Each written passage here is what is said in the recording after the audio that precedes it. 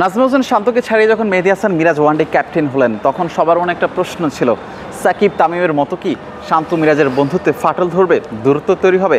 সেই প্রশ্নের উত্তর দেওয়ার আগে অনেকগুলো ফ্যাক্ট বলি। 2016 যুব বিশ্বকাপে তখন ক্যাপ্টেন ছিলেন মেহেদী হাসান মিরাজ, তার সহকারী ছিলেন নাজমুল হোসেন শান্ত। তখন বিসিবির এক কর্তা বলেছিলেন, তোমাদের মধ্যে এত সুন্দর সম্পর্ক, কোনো ঝামেলা নেই।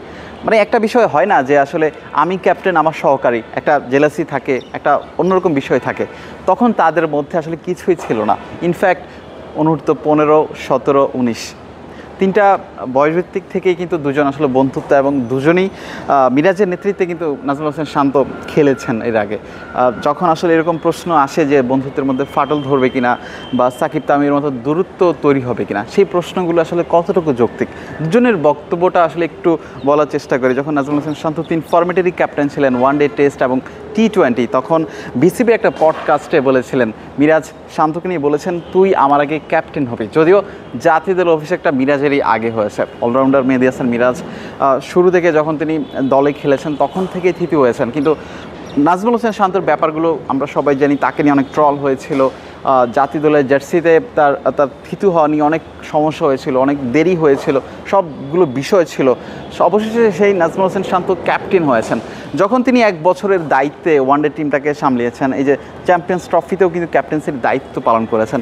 সবাই আশা করেছিল নাজমুল হোসেন শান্তের পারফরমেন্স ছিল একেবারে উজ্জ্বল, তিনি হয়তো দায়িত্বটা সামলাবেন 50 ওভারের ক্রিকেটের। কিন্তু উল্টো একটা চিত্র দেখা গিয়েছে, মেহেদী হাসান মিরাজকে ক্যাপ্টেন্সি দেওয়া হয়েছে, অনেকে বিস্মিত হয়েছেন।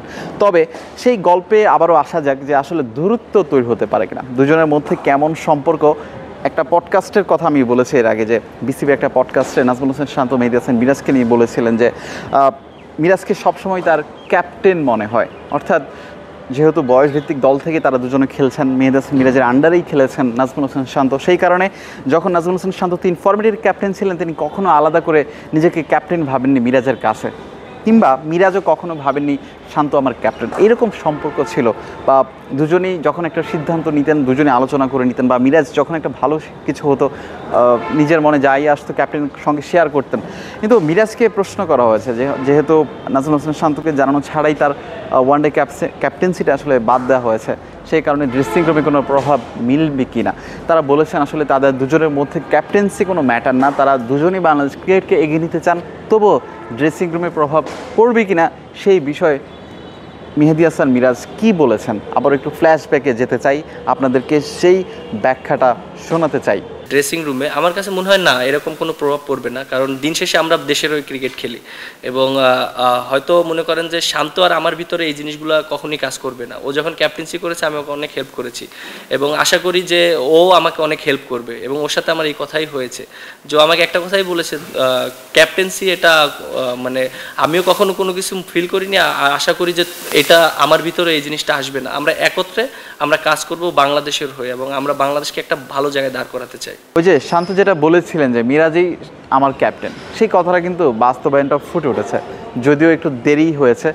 মিরাজ কিংবা শান্ত দুজনেই বাংলাদেশ ক্রিকেটকে এগিয়ে নিতে চাইবেন, এমনটা প্রত্যাশা থাকবে তাদের কাছে। কাঁধে কাঁধ রেখে লাল সবুজের পতাকা ওড়াবেন সামনের দিনে। মিরপুর হোম অফ ক্রিকেট থেকে বিলাল হোসেন শিমুল, ক্রিকেট 97।